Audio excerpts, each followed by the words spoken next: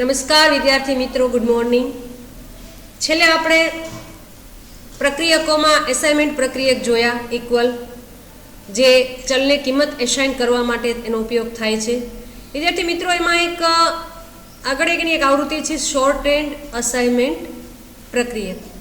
બહુ નાનો મુદ્દો છે, પરંતુ આની અંદર આમાંથી લગભગ એક પ્રશ્ન પૂછાય જ છે. ટૂંકો મુદ્દો જ છે સાવ, જેની અંદર અસાઇનમેન્ટ પ્રક્રિયક અને ઓપરેટર આવતા હોય છે. એને લખવાની એક ટૂંકી રીત છે. નવું નથી કંઈ, પણ લખવાની એક ટૂંકી રીત છે. અંડરલાઇન કરજો. જાવા પણ અસાઇનમેન્ટ શોર્ટ હેન્ડ આવૃત્તિ પૂરી પાડે છે. એટલે ખાલી ટાઈપ કરવાનો સમય બચાવે છે, બીજું કાંઈ આમાં નવું નથી. એક પદાવલી હોય, એ પદાવલી અંદર તમે ટૂંકી રીતે કઈ રીતે લખી શકો. જો પહેલાં આપણે એક પદાવલી જોઈ લઈએ. એક પદાવલી આવી હોય a = a + b, a = a + b. વિદ્યાર્થી મિત્રો, ખાસ ધ્યાન રાખજો, ઇક્વલ પછી એ છે જમણી બાજુ.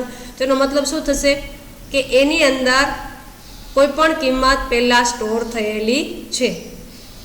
અસાઇનમેન્ટ પ્રક્રિયક ઇક્વલની જમણી બાજુએ જ્યારે ચલ હોય છે ત્યારે મતલબ એવો થાય છે કે એની કિંમત એસાઇન થઈ ગઈ છે. તો અહીંયા જો આ જે પદાવલી છે એને તમે આ રીતે પણ લખી શકો, a = b. વિદ્યાર્થી મિત્રો, આ રીતે જો માની લો કે કોઈ પદાવલી છે,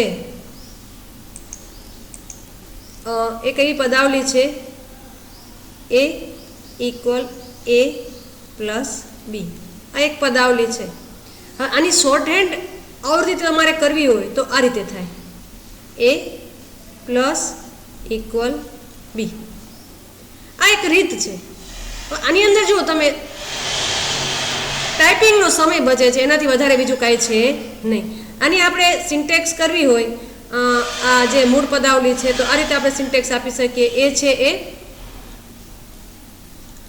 વેરિયેબલ છે, ચલ, પછી ઇક્વલ, પાછો આ એ છે એ વેરિયેબલ, પછી તમારે આ પ્લસ છે એ શું આવશે, ઓપરેટર, અને આ બી છે એ પદાવલી, એક્સપ્રેશન. આ રીત, આ એક મૂળ આખી રીત થઈ કહેવાય. હવે એની ટૂંકી રીત છે એ આપણે અહીંયા નીચે જોયું કે આ એની લખવાની ટૂંકી રીત છે. તો એની આપણે સિન્ટેક્સ કરવી હોય તો આ રીતે આપણે કરી શકીએ. વેરિયેબલ, પછી તમારે આ આવશે ઓપરેટર, પછી તમારે ઇક્વલની નિશાની, અને પછી એક્સપ્રેશન. વિદ્યાર્થી મિત્રો, આમાંથી એક પ્રશ્ન પૂછાયેલો જ છે. બે તમને આમાં પદાવલી આપણે આપેલી છે, અને આ પદાવલી છે એ જ તમને પૂછાય છે. કે દાખલા તરીકે તમને પ્રશ્ન આપ્યો હોય કે a = a + b ની શોર્ટ હેન્ડ આવૃત્તિ લખો. તેનો જવાબ શું આવશે, a + b. બીજી તમારે લગભગ આવે છે, બીજું ઉદાહરણ આપણને વિદ્યાર્થી મિત્રો આવું આપ્યું છે અહીંયા, q and p. આ મૂળ આવૃત્તિ છે, મૂળ પદાવલી છે. હવે આનું ટૂંકું સ્વરૂપ શું થશે, તો આમાં જો જે ઓપરેટર છે ઇક્વલ સિવાયનું, એને આપણે આગળ લઈ લેવાના. આ રીતે થશે, q and = p. q છે એ, q અને p છે એ બે સમાન છે એવો મતલબ થાય, q = q and p. તો એની શોર્ટ હેન્ડ આવૃત્તિ શું થશે, q and = p.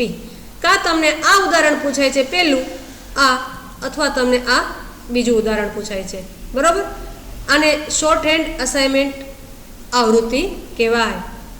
હવે આમાંથી તમને મૂળ આપ્યું હોય તો આપણે એની શોર્ટ હેન્ડ આવૃત્તિ છે એ આપણે નીચે વિકલ્પમાં આપેલું એમાંથી પસંદ કરવું પડે. આમાં શું થાય વિદ્યાર્થી મિત્રો, ઇક્વલ છે એ પાછળ જશે, બીજો જે કંઈ પણ ઓપરેટર હોય આમાં એન્ડ છે તો એન્ડ આગળ આવશે, અને ક્યુ છે એ એક વખત નીકળી જશે. એટલે q and = p. આ a = a + b હોય તો એ પછી પ્લસ આવી જશે, ઇક્વલ પાછળ વહી જશે, અને પછી બી. શોર્ટ હેન્ડ અસાઇનમેન્ટ પ્રક્રિયક આને કહેવાય. જે આપણો ટાઈપિંગનો સમય બચાવે છે, એનાથી વિશેષ કાંઈ છે નહીં, પણ પરીક્ષામાં પૂછાય એટલે આપણે યાદ રાખવું પડે. ત્યારબાદ વિદ્યાર્થી મિત્રો ટાઈપકાસ્ટ. હવે જો આ મુદ્દો નાના મુદ્દા એક બે છે એ આપણે અભ્યાસક્રમમાંથી તો નીકળી ગયા છે, પણ છતાંય આપણે લઈ લઈએ છીએ કારણ કે નાના છે, આગળ આપણે ચેપ્ટરની અંદર આવે ત્યારે આપણને ખ્યાલ આવે એટલા માટે આપણે લઈ લઈએ છીએ. પહેલું છે અહીંયા ટાઈપકાસ્ટ. જે ડેટા ટાઈપ છે એ ક્યારેક આપણે ફરજિયાત એનું રૂપાંતરણ કરવું પડતું હોય છે, તો એના માટે આપણે ટાઈપકાસ્ટ કરવું પડે. અંડરલાઈન કરજો અહીંયા. કેટલાક કિસ્સાઓમાં આપણે ફરજિયાત રૂપાંતરણ ઈચ્છતા હોઈએ કે જે આપમેળે બનતું ન હોય, તો આના માટે આપણે ટાઈપકાસ્ટ છે એ કરવામાં આવે છે, અને જે વિધિ કરીએ એને ટાઈપકાસ્ટ કહેવાય. આપણે વિદ્યાર્થી મિત્રો જે કિંમતનું રૂપાંતરણ ઈચ્છતા હોઈએ એની આગળ કૌંસની અંદર આપણે ટાઈપનું નામ, ડેટા ટાઈપ જે આપણે 8 ભણી ગયા એમાંથી જરૂરિયાત હોય એ મુજબ ડેટા ટાઈપ આપણે લખવી પડે. આ રીતે એનું સિન્ટેક્સ આવશે ડેટા ટાઈપ એક્સપ્રેશન. હવે જો અહીંયા એક ઉદાહરણ આપેલું છે, ઇન્ટીજર એ અને શોર્ટ બી. બે ચલ છે, ઇન્ટીજર એ અને શોર્ટ બી. એની કિંમત તમને 17 આપેલી છે અને બીની કિંમત છે એ આપેલી છે. વિદ્યાર્થી મિત્રો ટાઈપકાસ્ટનો મતલબ આપણે એક ઉદાહરણ દ્વારા સમજીએ. દાખલા તરીકે જો એક ઇન્ટીજર પ્રકારનો એ ચલ ધારેલો છે અને બીજો છે માની લ્યો કે શોર્ટ પ્રકારનો બી. હવે એની કિંમત છે એ તમને ઉદાહરણની અંદર માની લો કે 17 આપી છે અને તમે એ ઇક્વલ એની બી ઇક્વલ બીની કિંમત છે, આ બીજો ચલ બી છે, એની કિંમત જો તમે બી ઇક્વલ એ આપો તો વિદ્યાર્થી મિત્રો એરર આવે. એનું કારણ છે કે બી છે એનો ડેટા પ્રકાર તો શું છે? શોર્ટ છે, જે ઇન્ટીજરની ડેટા રેન્જ કરતાં એની ડેટા રેન્જ નાની હોય, એટલે કોઈ દિવસ આ નાની ડેટા રેન્જમાં મોટી ડેટા રેન્જનો ડેટા છે એ સમાઈ શકે નહીં. તો આપણે શું કરવું પડે? બી ઇક્વલ એ તો આપીએ છીએ, એ કિંમત તો આપીએ છીએ, પણ એ છે એ ઇન્ટીજર નહીં, એ છે એ આપણે એની ડેટા ટાઈપ કેવી રાખવી પડે? શોર્ટ. દાખલા તરીકે આપણે આ રીતે કરી શકીએ.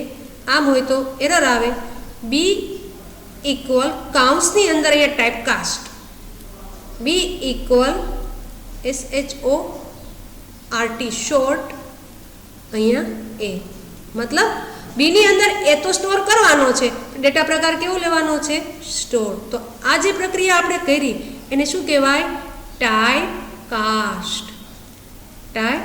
બહુ નાનકડો મુદ્દો છે પણ આપણે સમજવો જરૂરી છે કે ટાઈપકાસ્ટ કરવું એટલે ક્યારેક આપણે ફરજિયાત રૂપાંતરણ ઈચ્છતા હોઈએ. મોટી ડેટા તમે આમ કર્યું હોય, માની લો કે આ રીતે હોય. હવે વિદ્યાર્થી મિત્રો જો અહીંયા આપણે માની લો કે એક બાઇટ પ્રકારનો ચલ ધારેલો છે એ અને બીજો છે ઇન્ટીજર પ્રકારનો ચલ છે બી, બરાબર. હવે એની કિંમત આપણે આપીએ છીએ 10. હવે આપણે જો બીની કિંમત છે એ બરાબર આપી હોય, બી ઇક્વલ એ, તો આ રીતે આપણે અહીંયા આપી શકીએ. અહીંયા આપણે ટાઈપકાસ્ટ કરવાની જરૂર પડે નહીં, કારણ કે ઇન્ટીજર કરતાં બાઇટ છે એ નાની ડેટા ટાઈપ એટલે કે એની રેન્જ નાની છે, તો નાનાનું મોટામાં રૂપાંતરણ આપોઆપ થઈ જાય, પણ મોટી ડેટા ટાઈપનું રૂપાંતરણ નાનામાં થાય નહીં. માટે આપણે શું કરવું પડે? ટાઈપકાસ્ટ કરવું પડે. આ રીતે હોય તો આપણે કંઈ કરવાની જરૂર પડે નહીં, પણ એનાથી ઉલટું હોય કે ઇન્ટીજર એ ઇક્વલ 5 પછી શોર્ટ અથવા તો બાઇટ બી ઇક્વલ એ, તમે આમ કરો તો એરર આવે. આપણે શું કરવું પડે? બી ઇક્વલ શોર્ટ કાઉન્સમાં અને આમ એ, આ રીતે આપણે કરવું પડે. આને કહેવાય ટાઈપકાસ્ટ કર્યું કહેવાય. આપણે ચલના નામની આગળ કાઉન્સમાં શું લખવું પડે? ડેટા ટાઈપ લખવી પડે. જો અહીંયા એની આપણે આ સિન્ટેક્સ આપેલી છે, ટાઈપકાસ્ટ આગળ એક્સપ્રેશન એટલે પદાવલી. પદાવલીના પાયાના ઘટકો ક્યાં? ચલ, લિટરલ કે મેથડ કોલ. તો આપણું બી છે એ શું કહેવાય? ચલ કહેવાય. તો આ રીતે આપણે ટાઈપકાસ્ટ કરી શકીએ. ત્યારબાદ વિદ્યાર્થી મિત્રો બીજો એક મુદ્દો છે નાનો, એ પણ આપણે અભ્યાસમાંથી તો નીકળી ગયો છતાંય નાનકડો છે, આપણે લઈ લઈએ છીએ. જાવામાં પ્રક્રિયકોના પ્રિસિડન્સ અને એસોસિએટિવિટી. આમ તો બોર્ડમાં પ્રશ્ન પૂછાતો જ આમાંથી એકાદો, પણ અત્યારે નીકળી ગયો છે છતાંય તમારી જાણકારી માટે આપણે એ જ લઈ લઈએ. હવે જો આની અંદર શું છે કે જ્યારે કોઈ પદાવલીની અંદર એકથી વધારે પ્રક્રિયકોનો ઉપયોગ થયેલો હોય તો એની ગણતરી કઈ રીતે કરવાની છે? ડાબેથી જમણે કરવાની છે કે જમણેથી ડાબે કરવાની છે? એ પ્રક્રિયકોના પ્રેસિડન્સ આપેલા છે, અગ્રતાક્રમ. પ્રેસિડન્સ એટલે અગ્રતાક્રમ આપેલા છે, એના આધારે આપણે નક્કી કરી શકીએ છીએ અને એ નક્કી જ હોય છે પહેલેથી.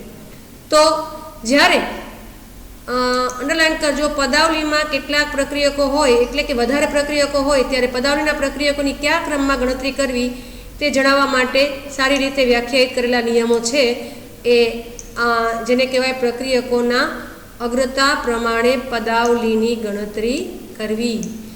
જો શું કે જ્યારે બે પ્રક્રિયકની અલગ અલગ અગ્રતા હોય ત્યારે ઉચ્ચ અગ્રતા ધરાવતા પ્રક્રિયક ઉપર પહેલા પ્રક્રિયા કરવામાં આવે છે. આપણે આગળ પણ જોઈ ગયા એરિથમેટિક પ્રક્રિયકોની અંદર. અહીંયા પણ જો આ પદાવલી આપેલી છે a+b × c, તો આપણને ખબર છે ગુણાકારનો અગ્રતાક્રમ સરવાળા કરતાં ઊંચો હોવાથી પહેલાં શું થશે? b અને c ની ગુણાકાર થશે અને પછી એ જવાબમાં એ છે એ ઉમેરવામાં આવશે. તો અહીંયા કેટલાક આપણને અને એનો જો આપણે પ્રેસિડન્સ ઓછો હોય અને ગણતરી પહેલાં કરવી હોય તો આપણે પહેલાં શું કરવી પડે? એને કાઉન્સમાં આવરીને લખવી પડે.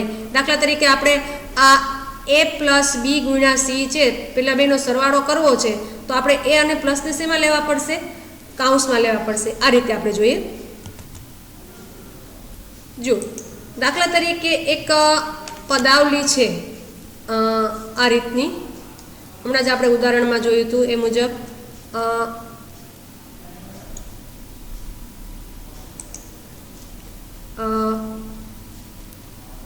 a+b × c. તો વિદ્યાર્થી મિત્રો આપણને ખબર છે પ્લસ કરતાં ગુણાકારનો અગ્રતાક્રમ વધારે છે, તો પહેલાં આ બેની ગણતરી થશે, ગુણાકાર થશે ને પછી એમાં એડ કરવામાં આવશે. પણ જો પહેલાં આપણે સરવાળો કરવો હોય તો આપણે શું કરવાનું? એને કાઉન્સમાં a+b × c. તો આપણે આ જે પદાવલીનો અગ્રતાક્રમ પછી છે પણ એ પ્રક્રિયા પહેલાં કરવી તો આપણે શેમાં આવરીને લખવી પડે? કાઉન્સમાં આવરીને લખવી પડે. તો જુદા જુદા પ્રક્રિયકો માટેના અગ્રતાક્રમ છે ડાબેથી જમણે છે કે જમણેથી ડાબે છે એ આપણે કોષ્ટક આખું આપેલું છે એના દ્વારા આપણે સમજીએ, જેને સહચારિતા કે એસોસિએટિવિટી કહેવાય. વિદ્યાર્થી મિત્રો અહીંયા આની અંદર એ તમારે જોવા મળશે કે દાખલા તરીકે સમાન અગ્રતાક્રમ હોય, જો ગુણાકાર અને ભાગાકારનો અગ્રતાક્રમ છે એ સમાન છે, હવે બે આપેલા હોય તો કેવી રીતે આપણે એની ગણતરી કરવી? તો એને એસોસિએટિવિટી આપેલી છે, એના નિયમો આપેલા છે અહીંયા, એ આપણે જોઈએ. અંડરલાઇન કરજો. જ્યારે પદાવલીમાં એક સમાન પ્રેસિડન્સ ધરાવતા બે પ્રક્રિયકો હોય, પ્રેસિડન્સ એટલે અગ્રતાક્રમ, ત્યારે પદાવલીની ગણતરી તેની એસોસિએટિવિટી પ્રમાણે નક્કી કરવામાં આવે છે. એસોસિએટિવિટી એટલે રાઇટ ટુ લેફ્ટ છે કે લેફ્ટ ટુ રાઇટ છે, ડાબેથી જમણે કે જમણેથી ડાબે. જો અહીંયા આપ્યું છે એસોસિએટિવિટી કઈ દિશામાં, ડાબી બાજુથી જમણી બાજુ અથવા જમણી બાજુથી ડાબી બાજુ કાર્ય કરવાનું છે તે આપણને જણાવે છે. મોટા ભાગની અંદર અંડરલાઇન કરજો, આ પ્રશ્ન પણ પૂછાણો તો મોટા ભાગના કિસ્સાઓમાં એસોસિએટિવિટી કઈ બાજુ હોય છે? ડાબી બાજુથી જમણી બાજુ. જ્યારે એકપદી કાર્યો હોય અને અસાઇનમેન્ટ પ્રક્રિયક હોય તો એ જમણી બાજુથી ડાબી બાજુ છે. અસાઇનમેન્ટ પ્રક્રિયક હોય તો એમાં કેવી હોય છે? Right to left. દાખલા તરીકે જો એનો કહેવાનો મતલબ એ છે આવી રીતે હોય a=5, તો જો આ ઇક્વલ પ્રક્રિયક છે, અસાઇનમેન્ટ પ્રક્રિયક 5 છે એ જમણી બાજુથી ક્યાં સ્ટોર કરવામાં આવે છે? એની અંદર, એટલે કે ડાબી બાજુ. તો એકપદી કાર્યો અને અસાઇનમેન્ટ પ્રક્રિયકની એસોસિએટિવિટી લગભગ જમણી બાજુથી ડાબી બાજુ હોય છે.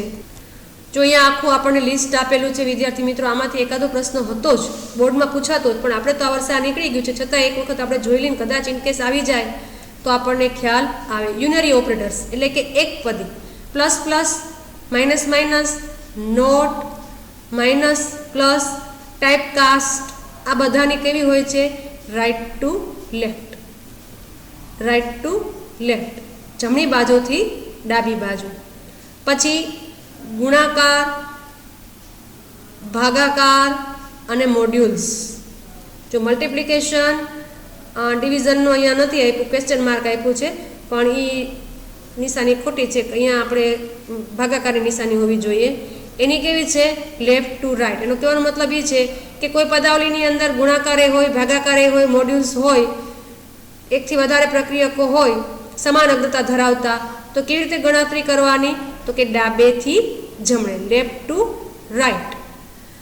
ત્યારબાદ રિલેશનલ ઓપરેટર છે, સંબંધાત્મક પ્રક્રિયક, less than, greater than, less than or equal, greater than or equal.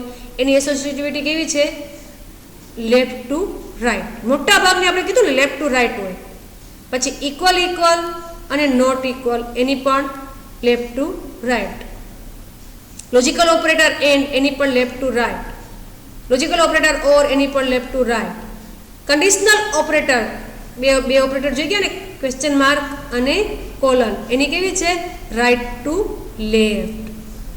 અને એસાઇનમેન્ટ પ્રક્રિયક equal, plus equal, minus equal, ગુણાકાર ઇક્વલ, ભાગ્યા, મોડ્યુલ્સ કોઈ પણ હોય ઇક્વલ સાથે ઉપયોગમાં આવશે તો એની કેવી થશે? Right to left. તો આ રીતે આ મુદ્દો આમ તો જોઈએ તો આપણે અભ્યાસક્રમની અંદર છે નહીં, અત્યારે એ નીકળી ગયો છે, છતાં એક આછેરી જાણકારી તમને મળે એટલા માટે આપણે એનો ઉપયોગ થોડુંક પ્રયત્ન કર્યો સમજાવવાનો. હવે કંટ્રોલ સ્ટ્રક્ચર છે એ વિદ્યાર્થી મિત્રો ખૂબ જ જરૂરી છે. કોઈ પણ પ્રોગ્રામિંગ ભાષા હોય તો એની અંદર બે પ્રકારના કંટ્રોલ સ્ટ્રક્ચર આવતા હોય. એના સ્વરૂપ હોય એકથી વધારે, પણ બે કંટ્રોલ સ્ટ્રક્ચર આવતા જ હોય છે, ઇફ અને લૂપ, જે આપણે નેક્સ્ટ ચેપ્ટરની અંદર જોઈશું. ધન્યવાદ.